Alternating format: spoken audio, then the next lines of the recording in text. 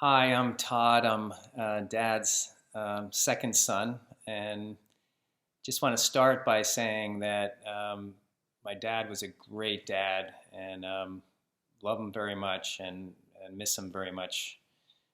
He had a very blessed life in that he had wonderful relationships, people that he loved and loved him very much in his life, and he had so many passions and he was able to kind of most of his career was able to kind of take some of those passions he loved very much and integrate them with what he did for for a living.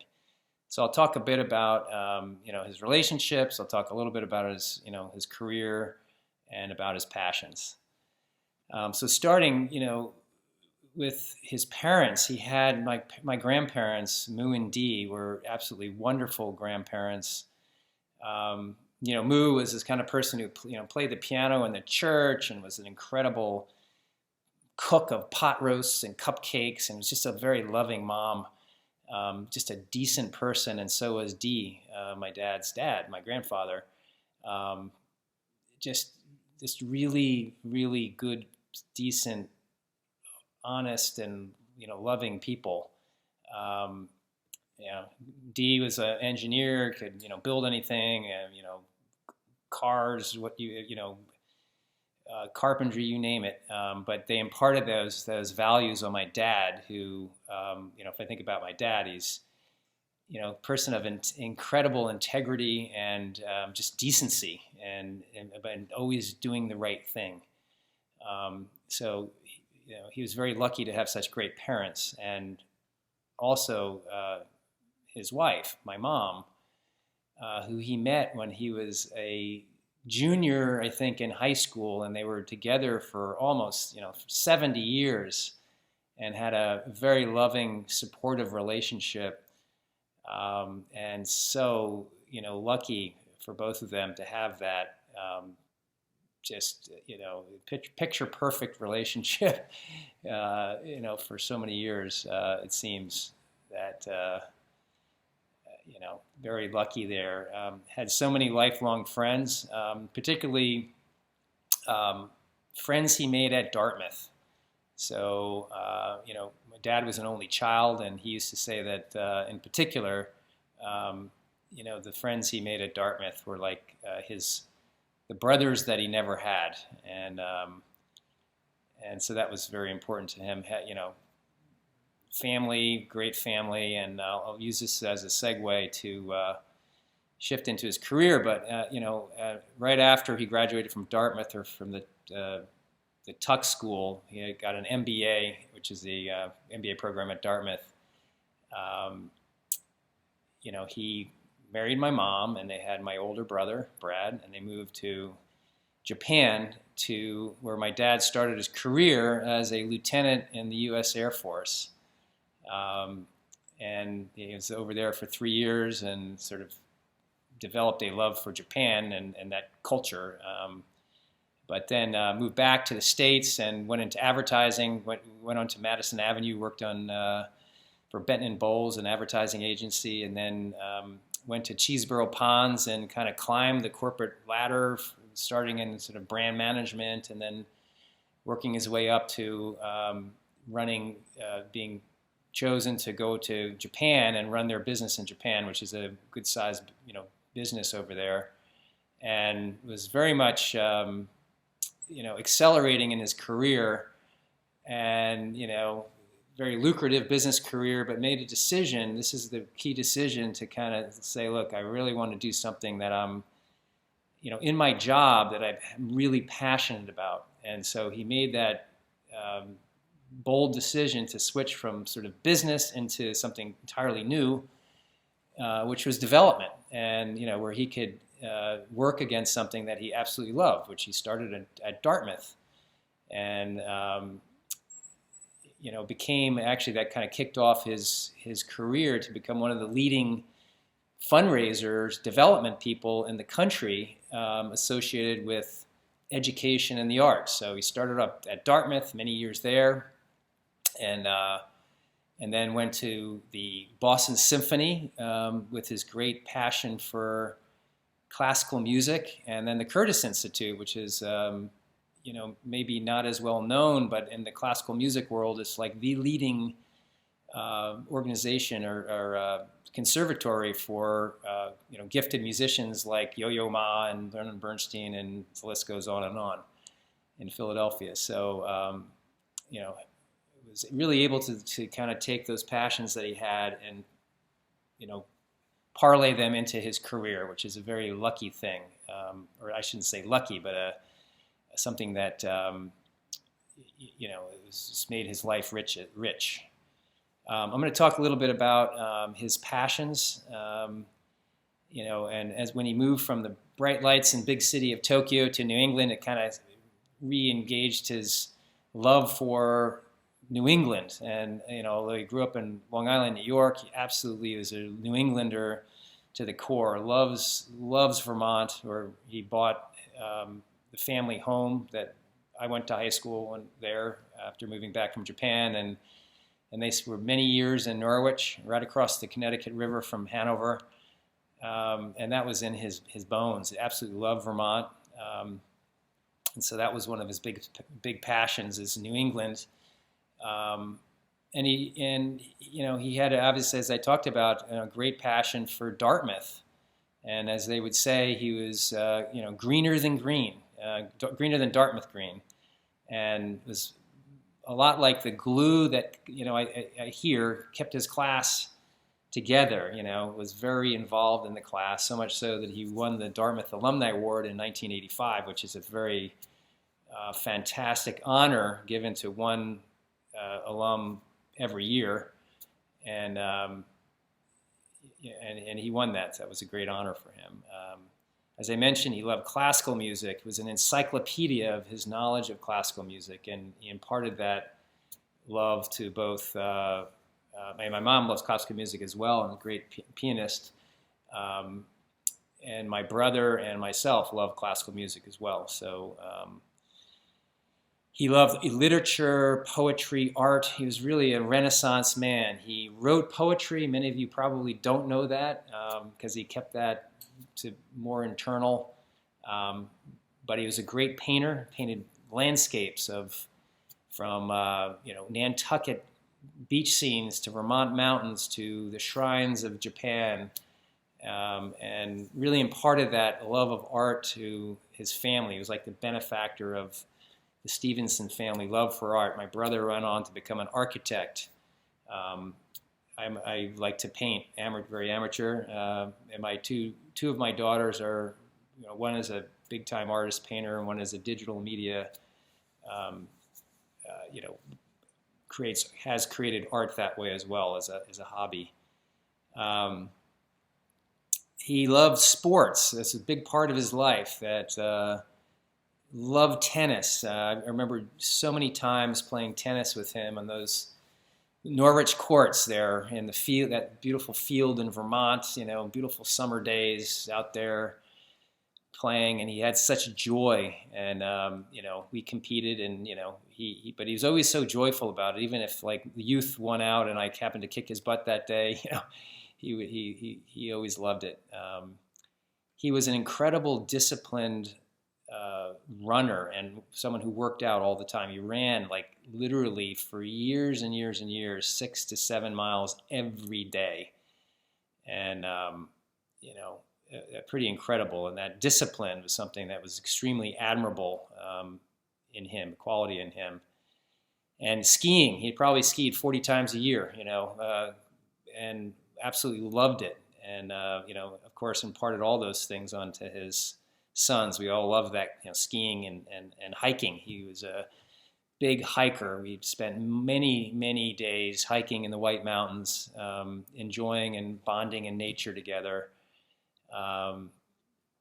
And so, he lived his life with many passions. And I would say, being able to have people who loved him so much, and he loved to have so many things that he loved doing, and then being able to do, to focus his work on many of his passions is really the recipe for an incredibly rich and happy life. So I'll leave it there and just want to say, love you, Dad, and thank you. Hi, thank you for coming. My name is Josiah Stevenson, and in this circle, if you know me as Brad. And I didn't realize that I shared the same name as my father until the first day of first grade, which is awfully late. And at that age, I think you just sort of make new comparisons for the first time. And that didn't do me so much good, because here I was, a freckled faced kid with a cowlick, and I smashed my nose, so I had black and blue face for a long time. My dad was this dapper person, a mere 23, less than 23 years my senior, who would put on his suit and his cologne every day and zip into Manhattan. And he was such a joiner. Uh, he seemed to always be very involved in the Dartmouth Club of wherever we were. And he was an instructor, and he advised nonprofits, et cetera, et cetera. Even church, my mom, my brother, and I went to church every Sunday, and he didn't go. And I always wondered, how did he get out of this? And then we were told one day that we were going to go to his church. And who rose up to give the sermon but my dad? And it was published in a magazine. And he was a deacon of the church, and I didn't even know. And the other thing about his work life, one time he left a job and went on to a new job, and he read to me a letter that someone wrote who worked for him. And the letter was all about how he treated everyone with respect, and he was the best boss. He never raised his voice, on and on and on. And he folded it up and said to me, that means so much more to me than the letter from the president. I learned something new about him that day. In regard to leadership and parenting, he led by example. He never said, kid, you watch too much TV. You don't read enough. He simply read a lot and didn't watch TV. He had over-the-top passions for running, skiing, music. I'm convinced back when I was learning my name, he was looking at himself in the mirror and said, I'm not as svelte as I could be, because it seemed like he started this low carbohydrate diet. He stopped eating lunch for the rest of his entire life. That's only a slight exaggeration. And he picked up running, and he ran every day, 7 days a week, unless he skied or played tennis. Skiing, he always wanted to be the first one on the lift, ski through lunch, of course, we've established that, and be the last one off the mountain at the end of the day. And music, we grew up with music. He played music during dinner.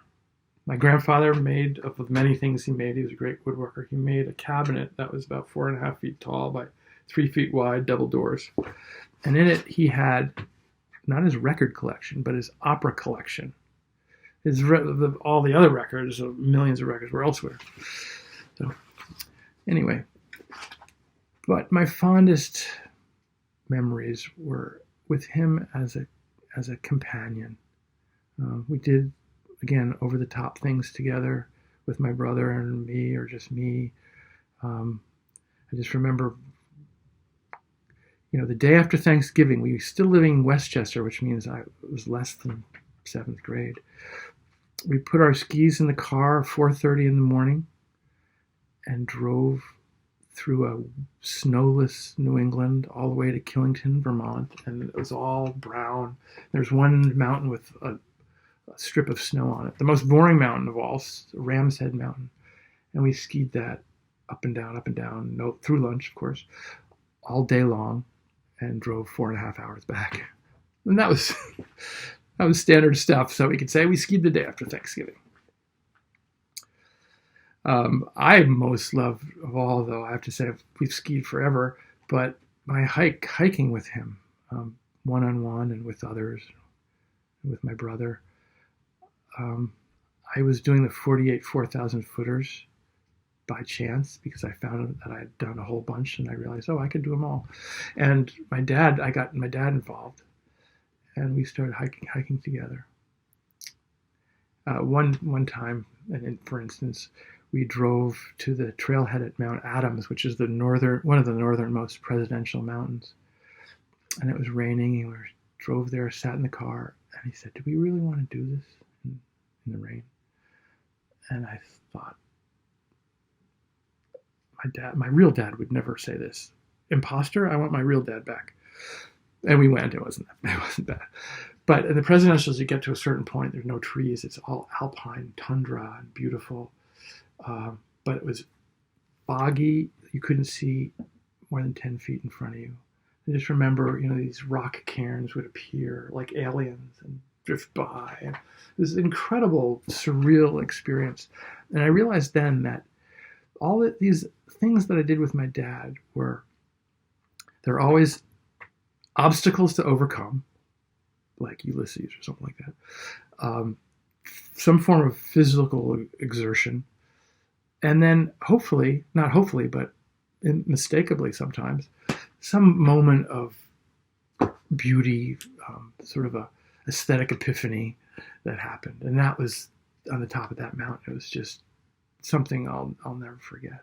Another time we hiked Mount Carrigan, and I brought a friend and he brought a friend, and we went in his friend's car, which is really small, and 4 men in a car after a hike is something you don't really I wouldn't recommend.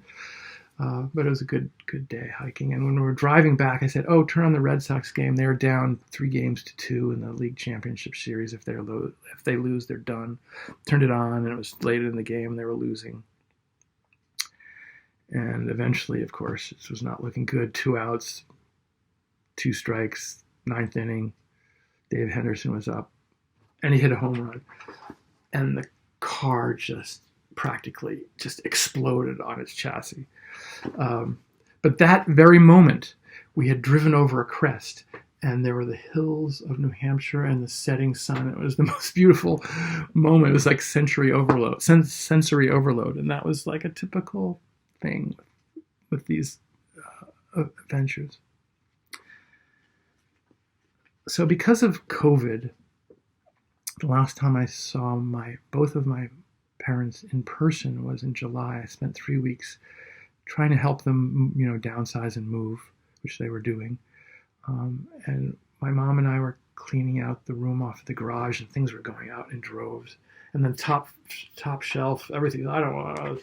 And then she pulled out this. I don't know what this is. Let's get rid of it.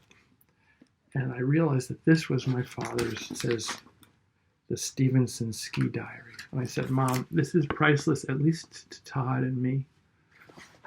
And I took it home and I reread some of it and read some of it for the first time. And it started out as, the first season was like, it would say where they went, where we went, and the temperature, or then a note like car trouble.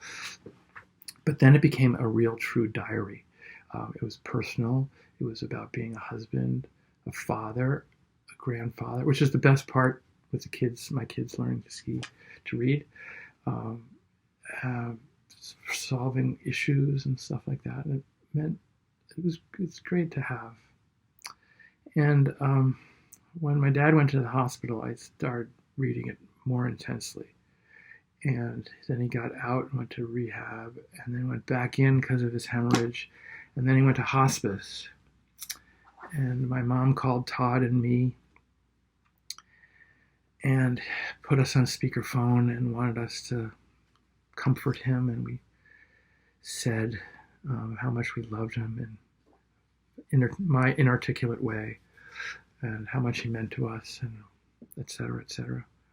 But in the end, I started reading this to the 4 of us, and Todd read some of my dad's poems.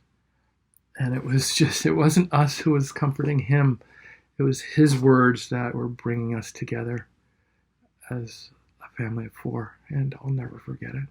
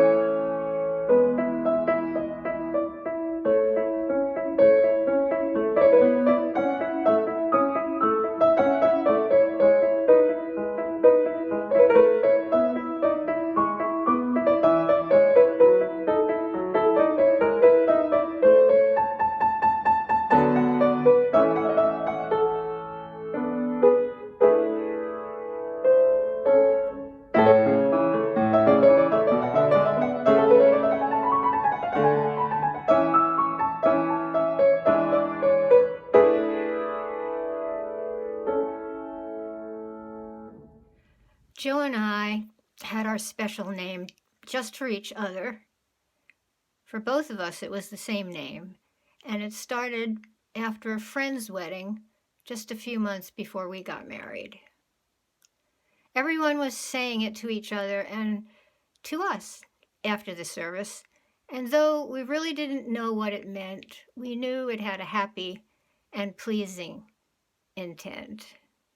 So, for some reason unexplained at the time, we latched on to the first syllable, which sounded to us like Moz, M-O-Z. And that was the beginning, more than 63 years ago. And it was our special name to each other ever since, Moz. Now we know that in Hebrew, the phrase is Mazel Tov, which means wishing you good fortune. I know that for all these 63 years, my Maz was very definitely my good fortune. And he always made me know and feel that I was his. I'm so grateful that you all participated in this memorial service. And to you all, a heartfelt Mazel Tov.